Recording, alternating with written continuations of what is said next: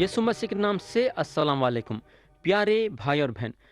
اب ہم کلام میں آگے بڑھیں گے اور آپ لوگوں کو یاد ہوگا کہ گئے وقت ہم اعمال کی کتاب باب 2 اور اس کی آیت 32 سے غور کرنا شروع کرے تھے اور باب 2 کو ختم کرے تھے۔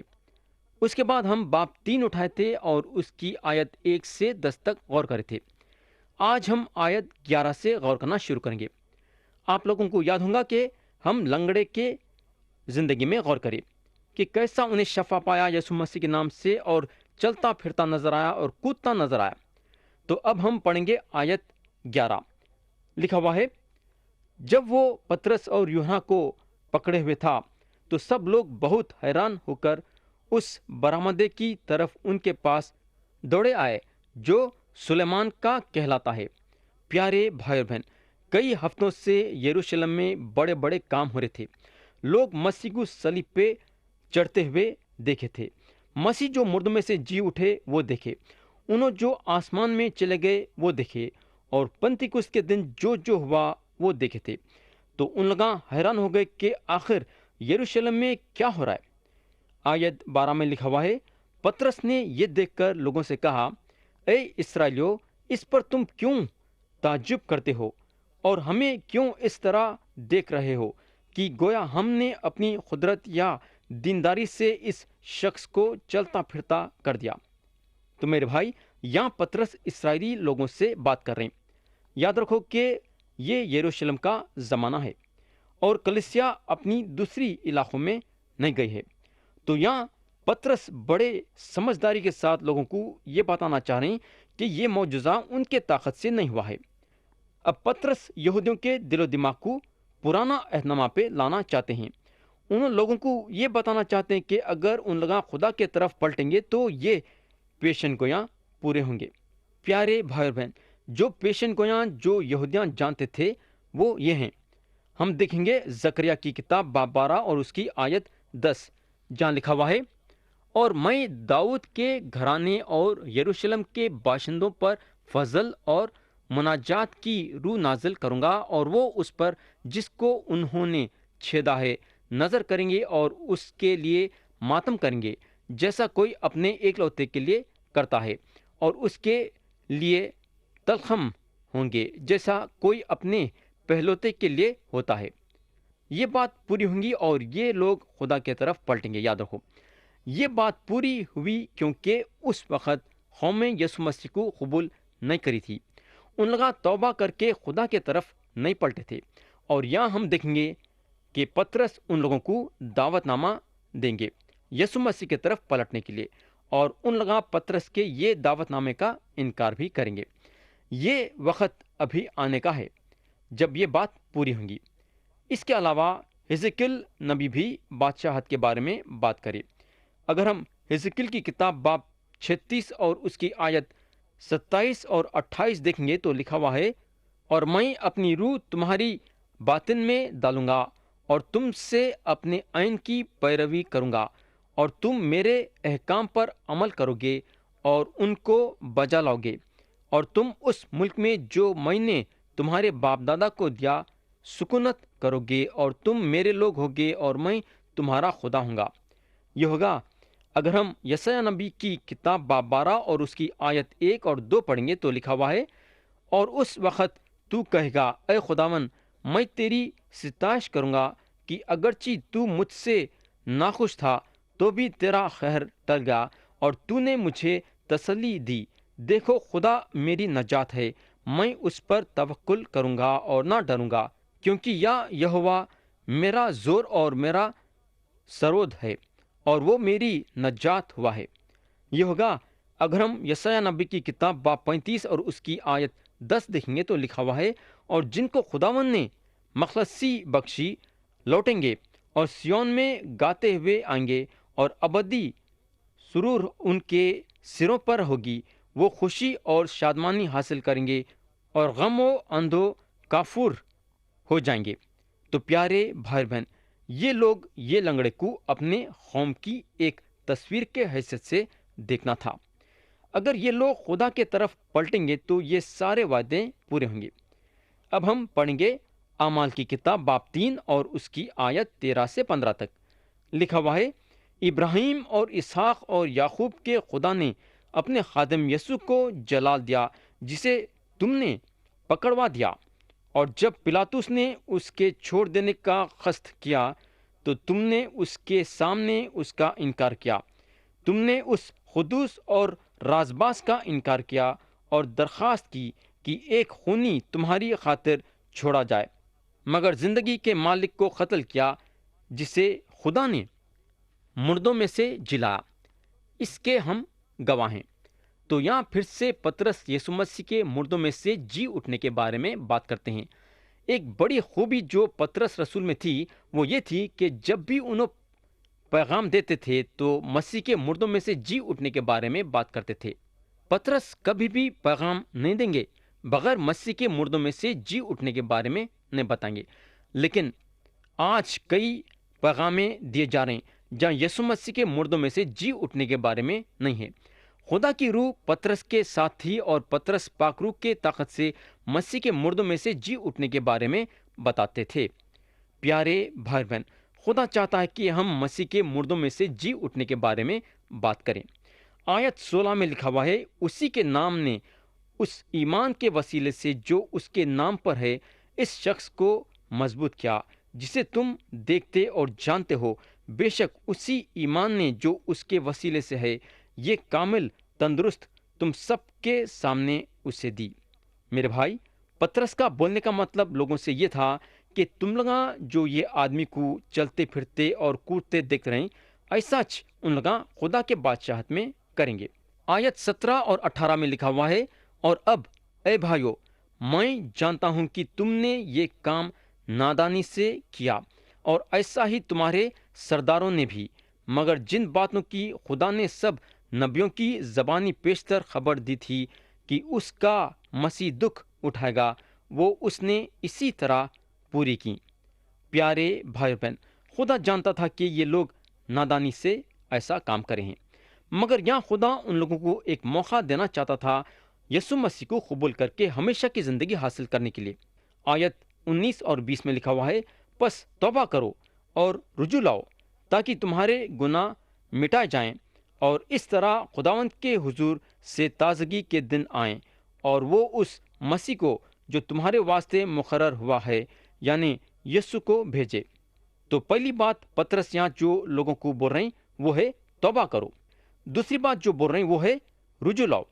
پطرس کا بولنے کا مطلب یہ تھا کہ اگر ان لوگاں توبہ کریں گے اور خدا کے طرف رجوع ہوں گے تو خدا ان کے گناہوں سے ان لوگوں کو چھٹکارا دلائے گا۔ یہاں پطرس کا جو زور تھا گناہوں کے معافی پہ تھا۔ آج بھی خدا کا وعدہ ہے کہ اگر ہم توبہ کریں گے اور خدا کی طرف پلٹیں گے تو خدا ہمارے سارے گناہ معاف کریں گا، اور گناہوں کو معاف کرنے کے ساتھ ساتھ ہمیشہ کی زندگی دیں گا۔ آیت 21 اور 23 تک ہم پڑھیں گے۔ لکھا ہوا ہے، ضرور ہے کہ وہ آسمان میں اس وقت تک رہے جب تک کہ وہ سب چیزیں بحال نہ کی جائیں جن کا ذکر خدا نے اپنے پاک نبیوں کی زبانی کیا ہے جو دنیا کے شروع سے ہوتے آئے ہیں۔ چنانچہ موسیٰ نے کہا کہ خداوند خدا تمہارے بھائیوں میں سے تمہارے لیے مجھ سا ایک نبی پیدا کرے گا، جو کچھ وہ تم سے کہے اس کی سننا، اور یہ ہوگا کہ جو شخص اس نبی کی نہ سنے گا وہ امت میں سے نیست و نابود کر دیا جائے گا۔ تو پیارے بھائی اور بہن، خدا کی عدالت اسرائیلی قوم پہ تھی۔ 70 AD میں تیتوس جو رومیوں کا سپہ سالار تھا اپنے فوج کے ساتھ آیا اور شہر کو برباد کر دیا۔ لوگوں کا اندازہ ہے کہ 10 لاکھ لوگوں کے قریب ہلاک ہو گئے ہوں گے، اور جو بچ گئے وہ لوگوں کو غلامی کے حیثیت سے لے لیا گیا، اور جہاں جہاں بھی رومیوں کی حکومت تھی وہاں یہ لوگوں کو غلامی کے حیثیت سے استعمال کیا گیا۔ یہ پکی بات ہے کہ خدا کی عدالت اسرائیلیوں پہ نازل ہوئی۔ آیت 24 سے 26 میں لکھا ہوا ہے، جو کہ یہ باب کے آخری آتے ہیں، بلکہ سیموئیل سے لے کر پچھلوں تک جتنے نبیوں نے باتیں کہیں ان سب نے ان دنوں کی خبر دی ہے۔ تم نبیوں کی اولاد اور اس عہد کے شریک ہو جو خدا نے تمہارے باپ دادا سے باندھا، جب ابراہیم سے کہا کہ تیری اولاد سے دنیا کے سارے گھرانے برکت پائیں گی۔ خدا نے اپنے خادم کو اٹھا کر پہلے تمہارے پاس بھیجا تاکہ تم میں سے ہر ایک کو اس کی बदियों से फिर कर बरकत दे। तो प्यारे भाई और बहन, ये लोगों को एक आखिरी मौका दिया जा रहा था यीशु मसीह को मुंजी के हैसियत से कबूल करने के लिए, मगर ये लोग मसीह को अपना मुंजी के हैसियत से कबूल करना नहीं चाहते थे। मेरे भाई, ये पक्की बात है कि खुदा हमको हमारी मर्जी दिया है ना, हम यीशु मसीह को कबूल भी कर सकते हैं और नहीं भी कर सकते हैं। ये लोगों के सामने एक सुनहरा मौका था, मगर ये लोग ये सुनहरे मौके का फ़ायदा नहीं उठाए उनको अपने मुंजी की हैसियत से मानने के लिए। प्यारे भाई बहन, कई सालों से यीशु मसीह की खुशखबरी दी जा रही है ना, मगर कितने लोग वाकई में यीशु मसीह को कबूल कर रहे हैं? सोचो थोड़ी देर के लिए। ये बात सिर्फ खुदा जानता है। तो यहाँ ख़त्म हुआ बाब 3 और अब हम उठाएंगे बाब 4। ये बाब ये बताता है कि पतरस रसूल के दूसरे पैगाम का नतीजा क्या हुआ। 5,000 लोग नजात पाए। उसके बाद रसूलों को कैद खाने में डाल दिए, और रसूलों के कैद खाने में डालने का बड़ा हाथ सदीकों का था, क्योंकि रसूला मसीह के मुर्दों में से जी उठने के बारे में बात कर रहे थे। तो अब हम ये बाब शुरू करेंगे। आप लोग सब तैयार है ना सुनने के लिए? कान लगा के सुनो। हम पढ़ेंगे उसकी आयत 1 और 2। लिखा हुआ है, जब वो लोगों से ये कह रहे थे तो काहिन और हैकाल का सरदार और सदुकी उन पर चढ़ाए, क्योंकि सख्त रंजीदा हुए कि वो लोगों को तालीम देते और यसू के नज़ीर देखकर मुर्दों के जी उठने की मनादी करते थे। प्यारे भाई बहन, या मैं एक ख़ास चीज़ पे आपका तवज्जो चाहूँगा, क्योंकि ये एक बड़ी दिलचस्पी की बात है। वो कौन है जो यसु मसीह को सताने के लिए लोगों को आगे ले लेके बढ़ा और उनको गिरफ्तार करा के मौत के हवाले करा? मेरे भाई, मजहबी बुजुर्ग और फरसियां थे जो यसु मसीह को गिरफ्तार करे और मौत के हवाले करे। जब मसीह ये दुनिया में थे तो ये मजहबी बुजुर्गां और फरसियां उनके दुश्मन थे, मगर ये शक की बात नहीं है कि ये फरसियों में से चंद फरसियां थे जो यसु मसीह पे ईमान लाके नजात पाए। हम ये बात निकोदिमस में देख सकते हैं। निकोदिमस एक मजहबी बुजुर्ग थे, मगर उन्होंने यसु मसीह पे ईमान लाए। हो सकता है कि अरामतिया के यूसुफ भी एक फरसी थे होंगे, और हमको मालूम होना चाहिए कि सौल जो तरसीस के थे वो भी एक फरसी थे। ऐसे कई फरसी थे जिसको मसीह की खुशखबरी सुना के यसु मसीह के पहचान में लाया गया, मगर कई फरसी थे जो यसु मसीह पे ईमान नहीं लाए थे और उनके दुश्मन बन गए थे। जब उन लोग उनको सलीब पे मरते हुए देखे तो उनका गुस्सा थम गया, उनकी दुश्मनी उनसे ख़त्म हो गई, और अब सदुकियाँ जो मुर्दों में से जी उठने के बारे में यकीन नहीं करते हैं, कलीसिया के दुश्मन हो गए, क्योंकि रसूला मसीह के मुर्दों में से जी उठने के बारे में बात कर रहे थे। आयत 3 और 4 में लिखा हुआ है, और उन्होंने उनको पकड़ के दूसरे दिन तक हवालात में रखा, क्योंकि शाम हो गई थी, मगर कलाम के सुनने वालों में से बहुत तेरे ईमान लाए, यहाँ तक कि मर्दों की तादाद 5,000 के करीब हो गई। मेरे भाई, ये सारे बातें सुलेमान के बरामदे में हो रही थी जब पतरस अपना पैगाम दे चुके थे। अगर 5,000 मर्द लोग यसु मसीह पे ईमान लाए, तो आप औरतें और बच्चों के बारे में क्या समझते हैं कि कितने औरतें और कितने बच्चे यसु मसीह पे ईमान लाए होंगे? बोलने का मतलब यह है कि भीड़ की भीड़ यसु मसीह की तरफ पलटी और उन पे ईमान लाई। पतरस रसूल एक ज़बरदस्त आदमी थे। ज़बरदस्त ये बात से कि उन्होंने यसु मसीह से बेइंतहा मोहब्बत रखते थे और खुदा उनको ज़बरदस्त तरीक़े से इस्तेमाल करा। ये एक ऐसा मजमा था जिनको बहुत ही करीब से गिना गया, और ये सच्चे ईमान रखने वाले बने। इनकी तादाद 5,000 मर्द थी, मगर 5,000 के 5,000 सच्चे ईमान रखने वाले बने। हम यसु मसीह पे तो ईमान लाए हैं, मगर क्या हमारा ईमान सच्चा है क्या? ज़रा अपने दिल में झांक के देखो। खुदा को सच्चे ईमान रखने वालों की ज़रूरत है।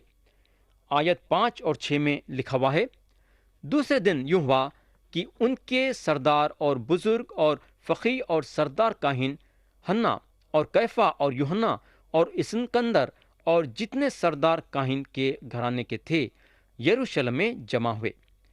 तो प्यारे भाई और बहन, ये दो लोग यानी कि हन्ना और कैफा थे जो मसीह को खुसरवार ठहराए और मौत के हवाले करे।